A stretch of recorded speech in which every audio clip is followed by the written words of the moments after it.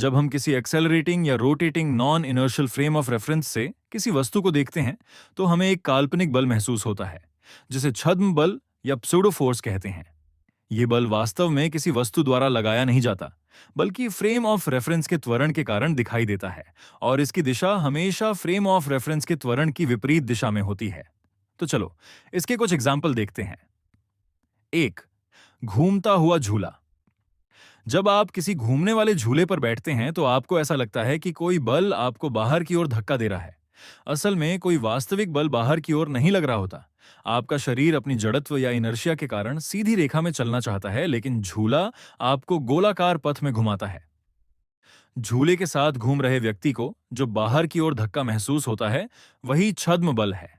दो, चलती बस में पीछे की ओर झुकना। जब बस अचानक आगे बढ़ती है तो यात्री पीछे की ओर झुक जाता है। ऐसा लगता है कि किसी ने उसे पीछे की ओर खींचा है, लेकिन वास्तव में ऐसा कोई बल नहीं होता। शरीर का निचला हिस्सा बस के साथ आगे बढ़ जाता है, जबकि ऊपरी हिस्सा जड़त्व के कारण अपनी पुरानी अवस्था में रहने की कोशिश करता है। बस के अंदर बैठे व्यक्ति को पीछे की ओर एक छद्म बल महसूस होता है। तीन, ऊपर जाती लिफ्ट।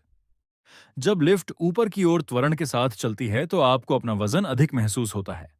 लिफ्ट के संदर्भ तंत्र से देखने पर ऐसा लगता है कि कोई अतिरिक्त बल आपको नीचे की ओर खींच रहा है।